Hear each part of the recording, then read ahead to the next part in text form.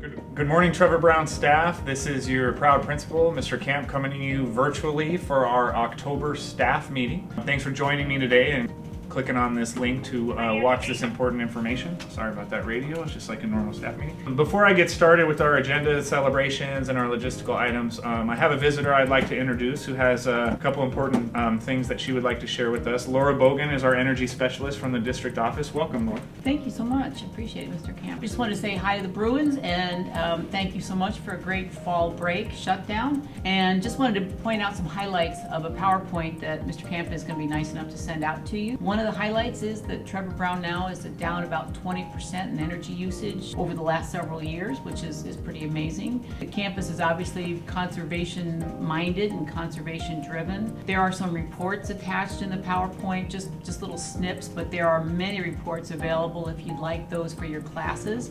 There's also an energy dashboard hyperlink that will bring up a dashboard that updates in real time. So if you are interested in energy bills, energy usage, variety of things, it's available there, and I can add things to that to personalize it if you'd like additional information for a class. Wanted to also particularly thank the 2200 and 7000 building over fall break, who were almost perfect in shutting down every refrigerator, every lab.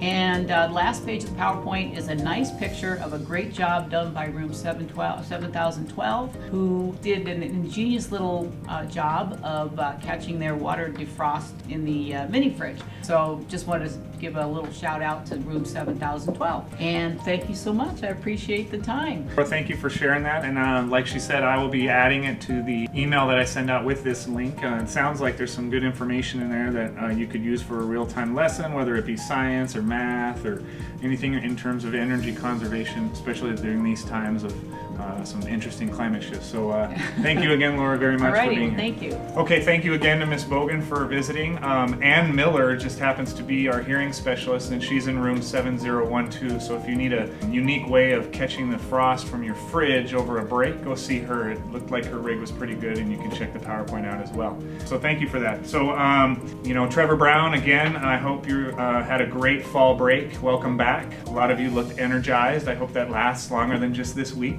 But that rest for our students and for our staff is ultimately important in us to continue our work that we do. I want to go over some celebrations real quick, and then go through some logistics and end with some instructional pieces. So thank you again for checking in here on this virtual staff meeting. So first term celebrations, ultimately we made it through the first term. Again, want to really thank everyone for their focus on instruction in the classroom. It was a recent emergency staff meeting that Ms. Streeter conducted during my absence, and that was in regards to our initial school label, going from a C to a D school. And I don't want anybody to panic about that too much. It's important to be transparent with our staff about the reasons for that.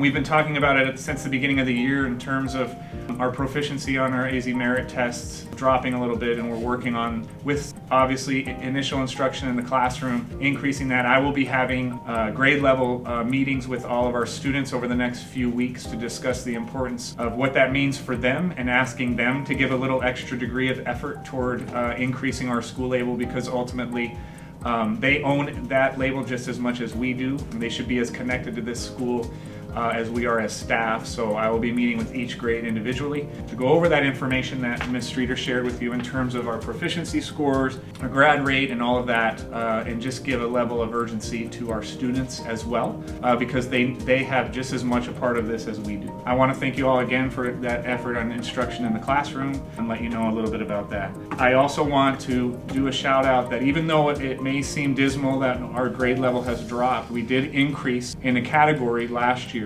in our state level proficiency, and that was the College and Career Readiness Index marker. That is self-reported, but when our score came back, it increased so much in comparison to other schools that the state actually audited our score. The audit came back absolutely fine, and we did great efforts in terms of increasing our college readiness and with dual enrollment opportunities for students, as well as our career readiness in terms of increasing CTE opportunities and increasing actually industry certifications that students can receive when they graduate. So, a shout out to VTV that's filming me right now. You should see behind the scenes what this place looks like. Come down to 8000 and see what kind of career preparation opportunities these students in this room are getting for their future. So that is a good celebration in terms of that, and we'll continue to work hard on our instructional practices as well as interventions for attendance and things like that I'll talk about in a little bit. Another shout out, basically the first round of civics testing went very well. COGAT, I wish the technology would have made it go better, but a huge shout out to those teachers,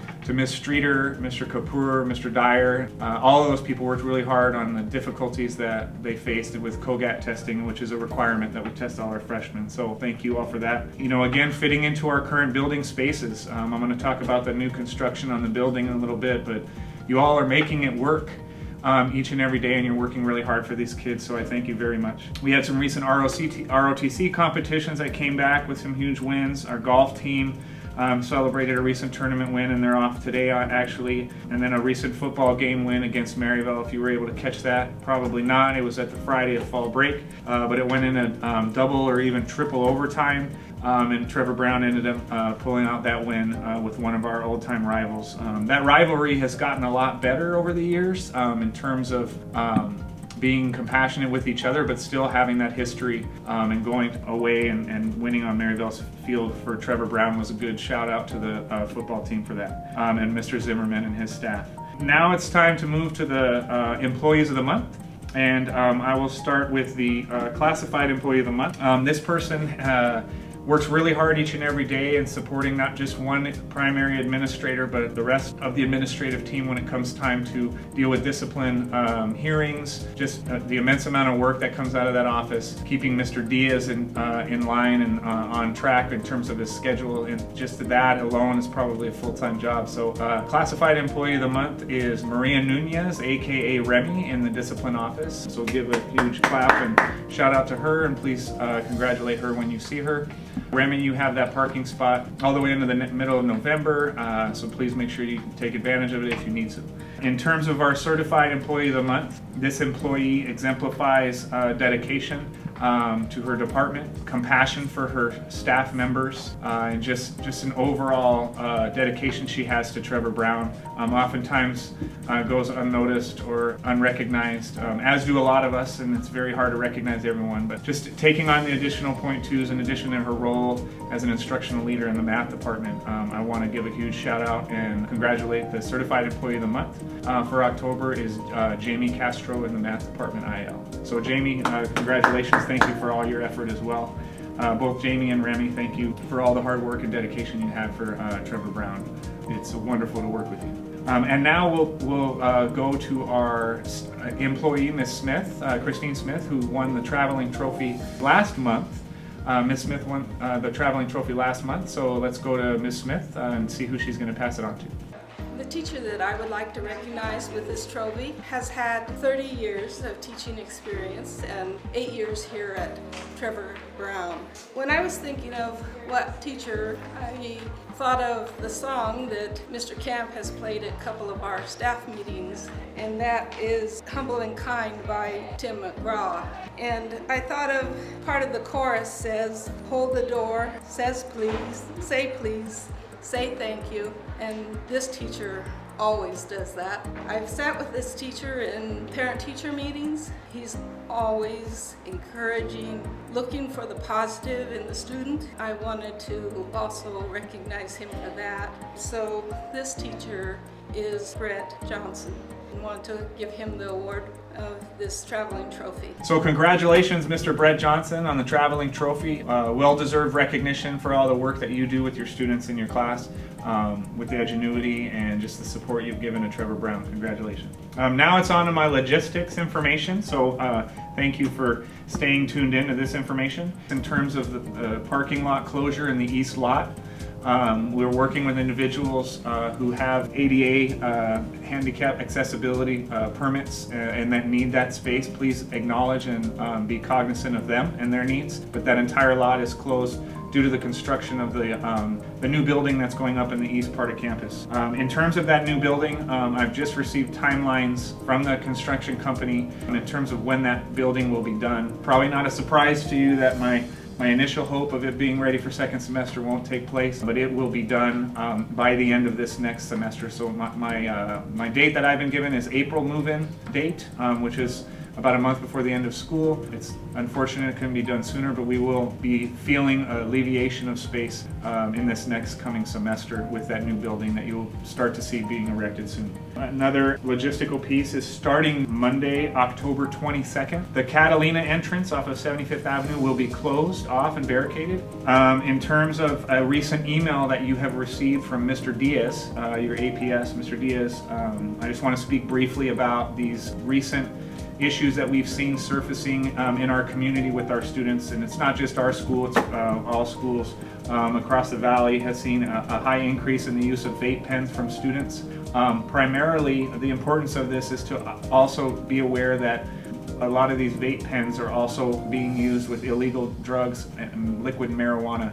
It's called wax or juice, a lot of different slang terms that it's used for, but they are increasing in what we see in terms of access for students. I just want to make an extra little effort to have you take a look at that email. There's a few pictures that you can see that help you identify what these devices look like, so that all of us can be aware and be diligent about keeping our school safe, keeping drugs off our campus where they do not belong. Vape pens or wax pens are not a new thing, but they're surfacing more and more with our students, and we're being as diligent as possible. They don't smell nearly as bad as the normal marijuana odor you would smell from it burning, and they are very strong. They are much stronger than your normal marijuana use. It is concentrated oil, very concentrated oil, to the point where students are experiencing very, very serious side effects. So we are working with our safety team and also wanted to communicate out to you, hey, this is what they look like, this is how they charge them, and in some cases some of them are smokeless even, and it's very difficult to see them from out in the open. So just please take a look at that email. A reminder about our open house next Thursday, October 25th from 5 to 7. There'll be some food and clubs and activities, and then also classroom visits. So please look for an email from Mr. Provost about the details associated with roles in open house for teachers in terms of out in the quad versus in their classroom. So just a reminder about open house next Thursday from 5 to 7. I'd like to welcome some new employees to our staff, and I will recognize them physically at the November staff meeting. But we do have a new community aide that has started with us. Her name is Kelly Crute. She is a Phoenix Union graduate, and she is starting in the registration office this week. So please go say hi to Kelly as our new community aide. And then also we will have a new records clerk in the same office and registration starting next week, and her name is Yahira Mendoza. So please make an effort to swing by and say hi to Kelly and Yahira next week as new employees to Trevor Brown and our Trevor Brown family. We also have, because of the absence of our copy center clerk, we do have a temp in there, Maria Murphy. Please show her the respect and kindness of the work that she's going to be doing for you in the copy center. And I appreciate you guys' understanding with having a vacant position in there. We also worked on hiring a student worker. Some of you may know Syri Music. I'm sorry, Syri, if I pronounced your last name wrong. He is now working for us part-time as a student, as well as being a senior and a student in our school. So please recognize him. I would like to also move now to discussing one more logistical piece, and that is what may be on teachers' minds in terms of my recent visit to Nashville, Tennessee.